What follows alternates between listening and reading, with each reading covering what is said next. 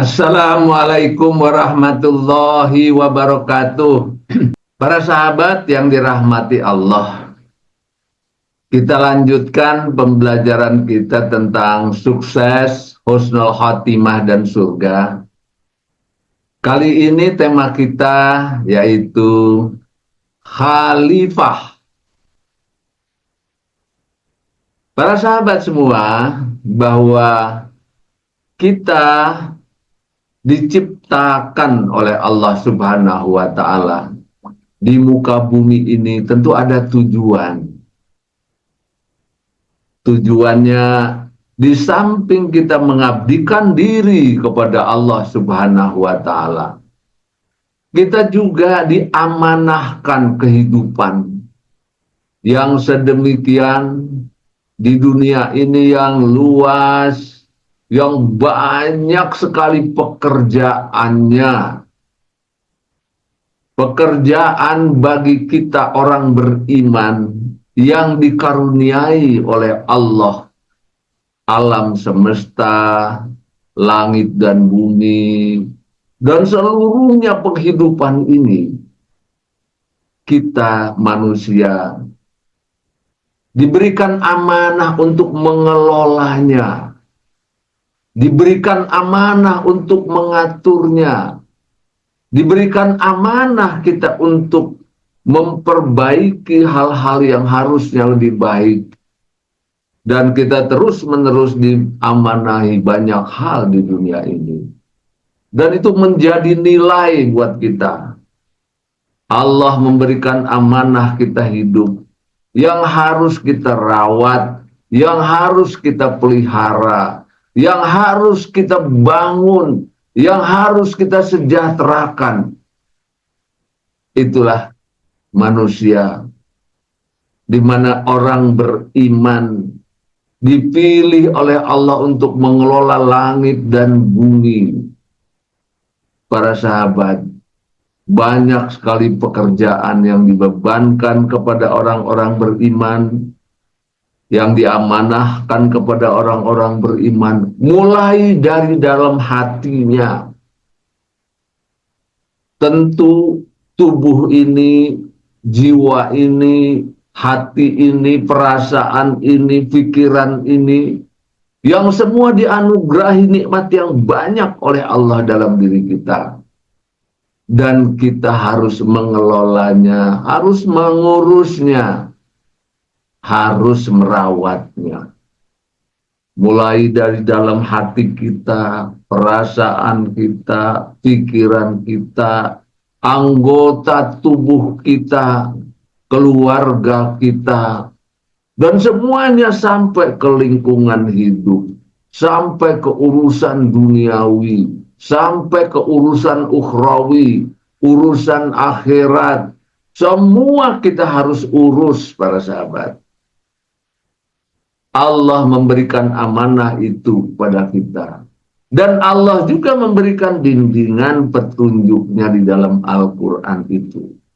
Rasulullah SAW diamanahi oleh Allah untuk menyampaikan firman-firman Allah sebagai bahan bagi manusia yang berakal, manusia yang beriman, untuk mengikuti Al-Quran itu isinya untuk diterapkan dalam kehidupan sebagai petunjuk bimbingan untuk mengatur kesemuanya itu. Nah, itulah para sahabat tugasnya khalifah seperti itu kita ini. Nanti kita dimintai pertanggungan jawab, kita juga diberikan hadiah surga, tapi kita juga diberikan hukuman atas pertanggungjawaban kita selama hidup, para sahabat. Sekarang apa saja yang kita kelola, apa saja yang amanah harus dilaksanakan di dalam kehidupan ini sebagai khalifah, para sahabat. Nah, mari kita saksikan slide berikut ini. Kita saksikan, para sahabat. Kita lihat di sini khalifah, manajer, artinya kita diberikan amanah sebagai hamba Allah untuk mengelola kehidupan. Untuk mengelola kehidupan yang sedemikian banyak para sahabat. Luar biasa banyak kalau kita lihat di dalam isi Al-Quran keseluruhan itu. Banyak sekali yang harus kita kelola, yang harus kita rawat, yang harus kita tumbuhkan, yang harus kita atur. Ini tugas orang beriman para sahabat. Nah karena itu Allah Subhanahu wa ta'ala melalui Rasulnya Rasulullah Muhammad Sallallahu Alaihi Wasallam memberikan petunjuk, memberikan bimbingan, menjadikan sumber buat kita mengelola kehidupan ini dari kehidupan dunia sampai ke kehidupan akhirat, dari yang mulai ke kehidupan nyata sampai ke kehidupan yang gaib yang kadang kita tidak mengerti. Demikian banyaknya Allah berikan luar biasa kehidupan ini. Semua tertulis di dalam Al-Quran. Para sahabat, kita lihat, kita saksikan dari sekian banyak isi Al-Quran itu. Tentu kita harus mempunyai strategi. Kita harus mengaturnya dari mana mulainya. Seperti apa. Setelah kita membaca seluruh isi Quran itu, kita membaca seluruh isi hadis itu, kita membaca seluruh ilmu pengetahuan yang ada di alam semesta ini, akhirnya kita harus mengelolanya dari sumber-sumber yang pasti benarnya. Karena itu bimbingan Allah dalam Al-Quran para sahabat, ini sumber induknya, ya sumber induknya dikelola harus dengan strategi. Nah strategi ini bagaimana cara mengatur supaya lebih mudah? Bagaimana cara mengatur supaya lebih mudah dicerna, supaya lebih mudah dilihat, supaya lebih mudah diatur. Nah ini namanya strategi. Nah dari seluruh isi Al-Quran itu ada strategi hidup yang harus kita buat supaya kita mudah mengelolanya para sahabat. Ada sumber induknya Al-Quran, ada penjelasan-penjelasan rincian dengan hadis, kemudian kesemuanya ini juga dijelaskan rinciannya dalam ilmu pengetahuan para sahabat. Jadi antara Al-Quran, hadis, dan ilmu pengetahuan itu harus seiring sejalan, harus saling melengkapi para sahabat. Sumber induk kepastian benarnya ada di Al-Quran, rinciannya ada di ilmu pengetahuan, rincian praktek keseharian ada di hadis. Nah pada saat kita mempelajari keseluruhan tentu kita harus mengerti mulainya dari mana perintah Quran ini, supaya kita bisa mudah memahaminya, mudah mengurusnya, mudah mengelolanya. Nah ini para sahabat, dari rincian sumber induknya Al-Quran, hadis, dan ilmu pengetahuan, saya mencoba para sahabat agar kita bisa merangkai semua itu agar lebih mudah. Mulai dari yang pertama di sini para sahabat, kita harus mengelola hati kita. Kita harus mengelola hati kita para sahabat. Hati kita ini dijelaskan dalam Al-Quran seperti apa harus kita kelola. Kemudian kita harus mengelola kesehatan ruhani kita. Kita punya ruhani para sahabat. Kita punya jasmani. Itu harus kita kelola. Harus kita perbaiki, harus kita rawat, harus kita kelola. Nah kalau yang ini hati yang beriman, ada hati yang kafir, ada yang munafik, ada fasik, ada hatinya harus dikelola. Kesehatan lahir batin, ruhani jasmani harus dikelola. Kita punya akal fikir kita. Allah anugerahi akal fikir para sahabat. Itu juga harus diisi hal-hal yang bagus semuanya. hal-hal yang bermanfaat semuanya, terutama dari sumber yang ini, Al-Quran menyeluruh, Al-Hadis menyeluruh, ilmu pengetahuan menyeluruh, di mana akal ini mampu diberikan oleh Allah kemampuan untuk bekerja dengan baik. Nah, setelah itu kita juga harus mengelola energi, energi dalam hati kita, energi dalam jiwa kita, energi dalam raga kita, supaya dengan energi ini kita mampu bergerak.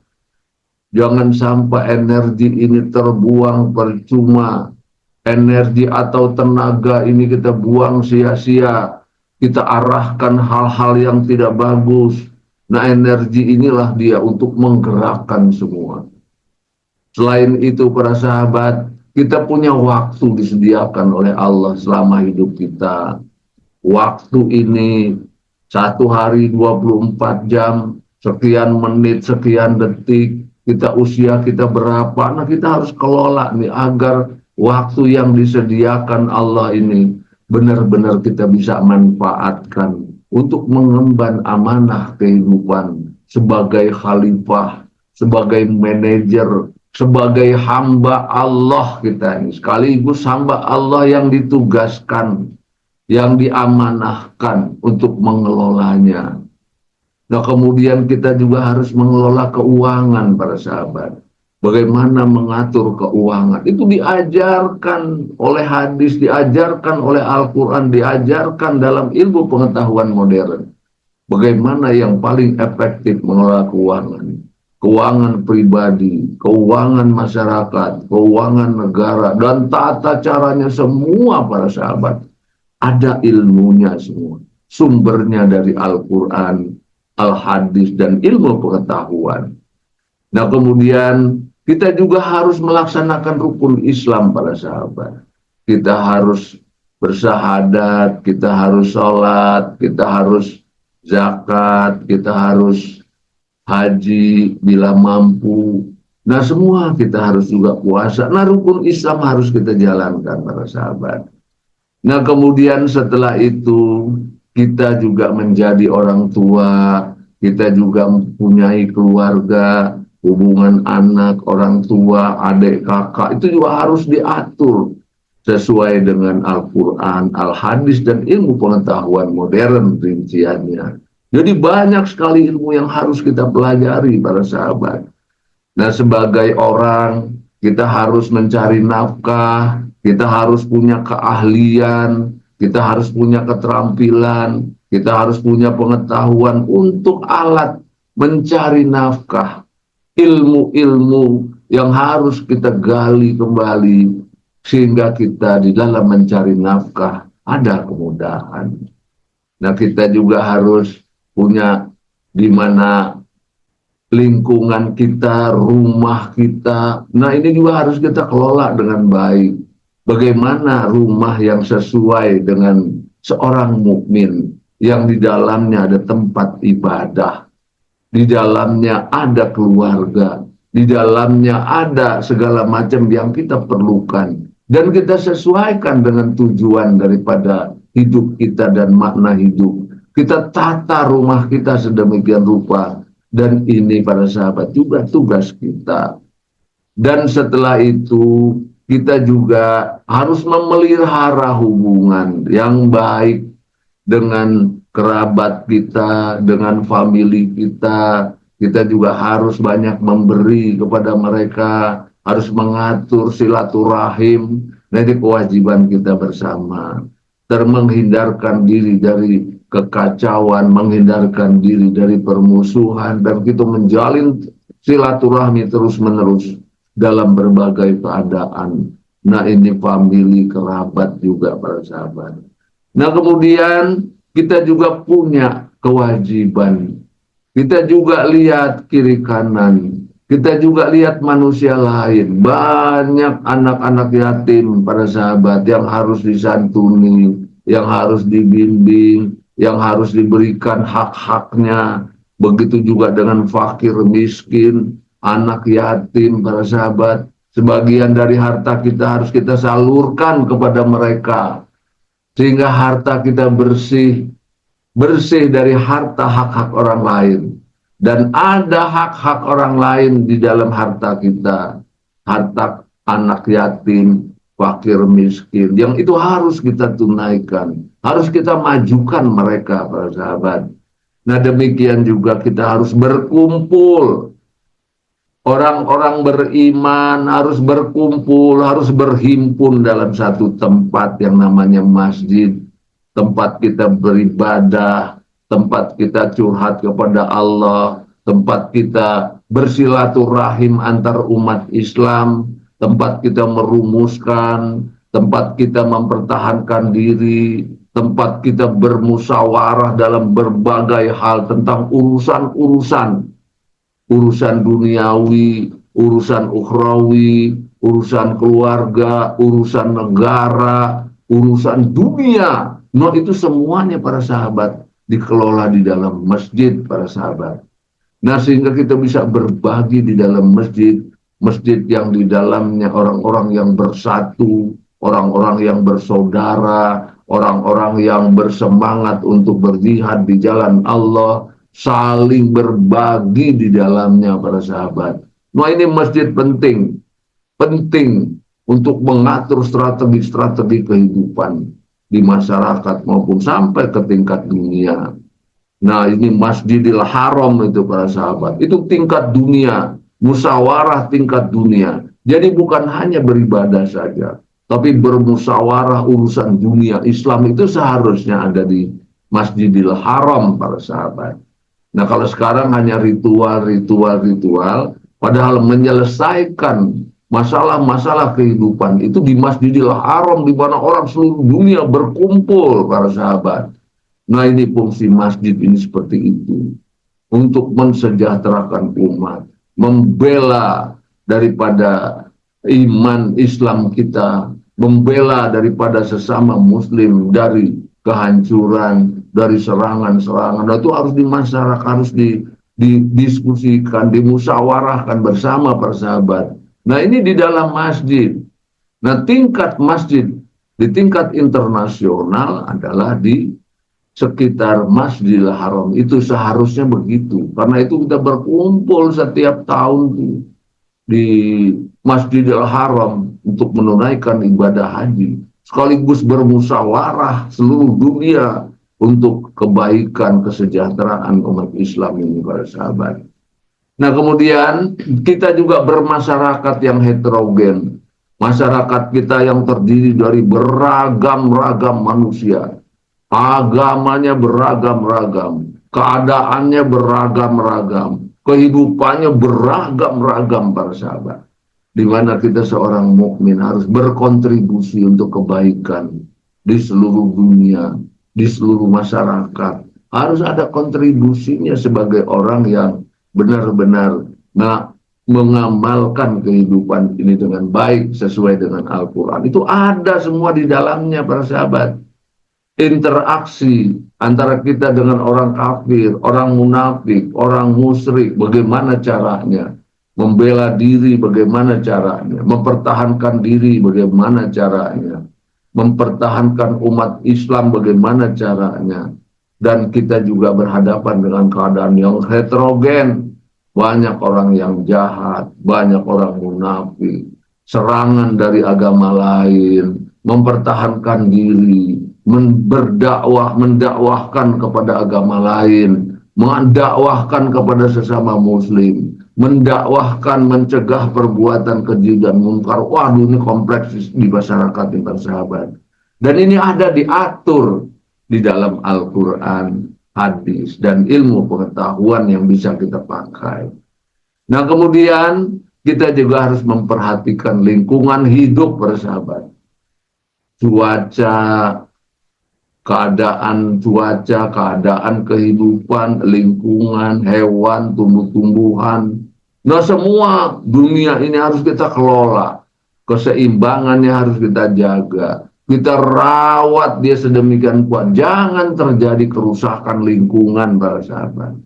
Dan ini ada diatur di dalam Al-Quran, hadis, dan ilmu pengetahuan modern, para sahabat. Nah, kemudian setelah itu lingkungan sekitar kita peduli, kita urus, kita rawat, kita tata kembali, dan kemudian kita berkumpul dalam sebuah negara.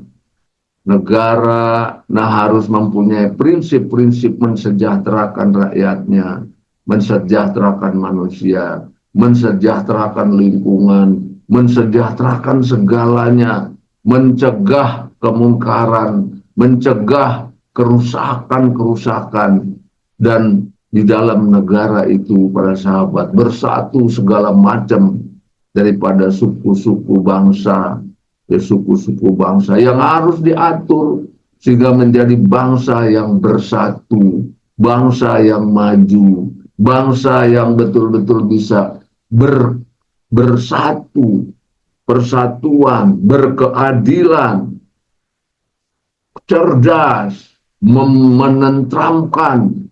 Nah, ini bernegara, para sahabat, sehingga kita punya konsep di dalam kita bermasyarakat ini, masyarakat yang makmur, indah, dan islami. Ya, supaya Islami itu maksudnya sejahtera, Islam itu maksudnya damai, Islam itu maksudnya tentram, Islam itu membawa makmur. Karena itu dia, Islam memberi rahmatan lil alamin. Kalau dia sebuah negara yang makmur, indah, dan islami. Nah, ini kita singkat dengan Mahdi. Dunia yang makmur, indah, dan islami. Nah, Islam di sini, para sahabat, bukan monopoli agama, tetapi memberikan kedamaian dari makna Islam itu.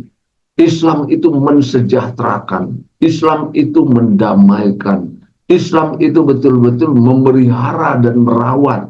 Nah, sehingga istilah Islam ini sebetulnya istilah yang universal, istilah yang untuk kebaikan semua sebetulnya itu. Nama Islam bukan seperti agama yang dogmatis, yang apa, tidak. Makna Islam itu yang sebenarnya. Ya, jadi makna Islam yang damai, yang sejahtera, yang memakmurkan. Karena itu ada keterkaitan antara makmur, indah, dan islami. Jadi harus dijelaskan seperti itu. Karena memang Islam ini karena agama yang memberi rahmat, agama yang memberi kesejahteraan, agama yang memberi kedamaian, ketentraman bagi semua makhluknya. Semua agama apapun akan disejahterakan oleh Islam ini, para sahabat. Dan itulah makna Islam, memberikan kesejahteraan kepada seluruh makhluknya. Karena itu dia bersifat rahmatan lil alamin, rahmat kebaikan bagi semesta alam. Itulah agama Islam seperti itu. Nah, kemudian itu hanya dunia, para sahabat. Kita juga harus mengerti, mempersiapkan diri di alam kubur. Amal-amal lahiriah, amal-amal batiniah, kebaikan-kebaikan yang penuh keikhlasan dan rasa syukur yang kita buat di dalam kehidupan ini yang disebut amal saleh. Itu harus ada yang namanya kebaikan, memberi manfaat kepada siapapun dengan niat yang ikhlas dan penuh rasa syukur, dilandasi atas penghambaan diri kepada Allah sebagai hamba Allah. Maka bila niatnya sebagai hamba Allah, mengikuti Al-Quran, petunjuk-petunjuknya, Al-Hadis, dan ilmu pengetahuan, nah maka para sahabat, keikhlasan ini menjadi amal-amal saleh yang terbawa menerangi kita dalam kehidupan di alam kubur. Nah, berlanjut kehidupan di alam akhirat, kita mempertanggungjawabkan kehidupan kita di akhirat. Apa yang kita lakukan, para sahabat, yang baik, yang buruk, dan sebagainya. Alam akhirat inilah menentukan kehidupan yang kekal abadi. Seandainya di dunia hanya sementara saja, sedikit saja, tapi akhirat adalah kehidupan yang kekal abadi, para sahabat. Nah, disinilah kita mempertanggungjawabkan. Karena kita akan hidup berkekalan di akhirat itu. Kita bisa masuk ke dalam surga karena ridho, karena ampunan, karena rahmat dari Allah. Kita bisa masuk ke dalam surga, para sahabat. Kita diberikan kehidupan di dunia, kemudian dibimbing oleh Allah, dilimpahkan ampunan, rahmat, dan ridhonya. Nah, sehingga kita terbawa ke hari akhirat dan dimasukkan oleh Allah Ta'ala ke dalam surga. Karena ampunan, rahmat, dan ridho Allah Subhanahu wa Ta'ala. Nah, demikian juga orang-orang yang memang orang-orang yang di dalam jiwanya tertutup, yang munafik, yang kafir, yang musyrik, yang zalim. Itu para sahabat. Nah, apabila orang-orang yang seperti ini, termasuk kita apabila kita munafik, kita kafir, kita zalim, kita fasik, kita merusak di kehidupan ini, dan kemudian kita menghancurkan diri sendiri di dalam dunia ini, maka akhirnya terbawa ke dalam dunia, dari dunia sampai ke akhirat. Nah, kita akan mempertanggungjawabkan, akhirnya bisa masuk neraka para sahabat. Nah, inilah seorang khalifah, seorang manajer, sebagai hamba Allah yang diberi amanah untuk mengatur kehidupan ini semua. Karena kehidupan itu para sahabat tidak bisa sendirian. Kita tidak bisa sendirian mengelola alam semesta, mengelola kehidupan. Tidak bisa sendirian para sahabat. Nah, kita harus bersama-sama. Bila kita ingin berhasil para sahabat, kita harus memiliki kesamaan-kesamaan pandangan. Nah, sehingga dengan kesamaan pandangan itu kita bisa bersatu, bersaudara, berbagi. Seperti kita berada dalam satu tubuh. Para ulamanya ruhaniwan, itu juga potensi, itu juga memberikan sumbangsih pada kehidupan. Nah, kemudian para sarjana, para ilmuwan, dan juga akan memberikan sumbangsih pada kehidupan, akan memberikan kontribusi yang besar bagi kehidupan ini. Begitu juga orang-orang yang terus-menerus dia memperbanyak hartanya, kemudian hartanya itu disalurkan para sahabat untuk kebaikan-kebaikan dunia ini. Ya, mereka adalah hartawan profesional. Nah, kemudian mereka punya keahlian di dalam keduniaan. Nah, harta itu kemudian dipakai untuk kebaikan-kebaikan. Begitu juga Allah Ta'ala memberikan kekuasaan kepada manusia. Kekuasaan yang diberikan ini harus diarahkan juga untuk kebaikan-kebaikan dan mencegah kemungkaran. Nah, kesemuanya itu bersatu dalam satu tubuh yang seiring sejalan bersama-sama. Nah, ini dalam satu tubuh ruhaniwan, ilmuwan, hartawan, kuasawan harus bersatu dalam satu tubuh mengarah kepada kebaikan-kebaikan. Nah, sehingga ini hasilnya akan sangat bagus para sahabat. Karena kita diberikan potensi oleh Allah yang berbeda-beda para sahabat. Nah, karena itu kita lihat di sini, ya Allah, Engkaulah tujuan hidupku. Engkaulah tujuan hidupku. Ridhomu yang aku harapkan. Ampunilah aku. Rabbana atina fid dunya hasanah wa fil akhirati hasanah wa qina azabannar.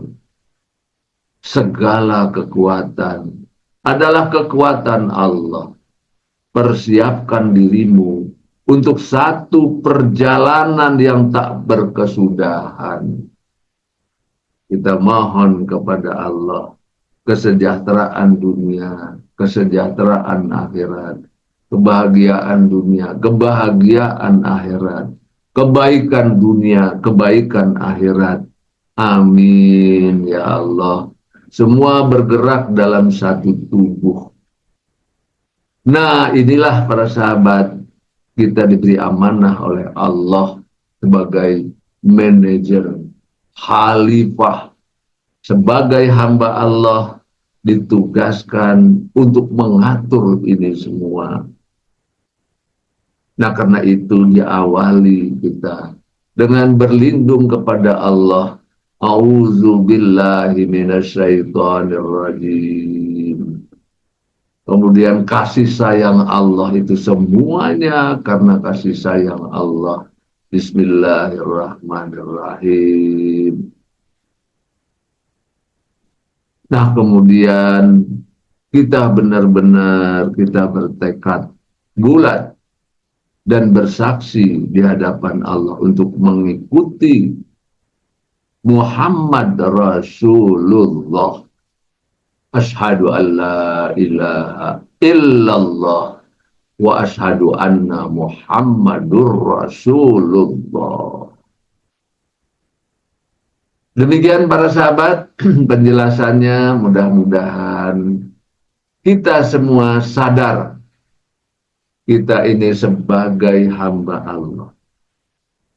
Kita ditugaskan di dunia ini untuk mengelola kehidupan yang didasari pada bimbingan Allah yang sudah jelas, Al-Quran, Al-Hadis, dan kemudian ilmu pengetahuan. Semuanya kita harus pelajari dengan baik, ikuti dengan baik, dan kita lakukan segalanya itu. Dan kita bertanggungjawabkan di akhirat. Dan kita harus bersatu para sahabat. Ruhaniwan bersatu, ruhaniwan agamawan bersatu, kemudian hartawan, profesional, hartawan bersatu, kemudian ilmuwan bersatu, kuasawan bersatu. Semuanya kita bersatu, baru kita akan mengelola amanah yang diberikan Allah secara bersama-sama. Sehingga tujuan kita di dunia ini, semua manusia menjadi manusia yang diberikan amanah Allah sebagai khalifah. Dan kita insya Allah dengan ampunan, rahmat, dan ridho Allah subhanahu wa ta'ala, kita bersama-sama meraih surga. Amin ya rabbal alamin. Assalamualaikum warahmatullahi wabarakatuh.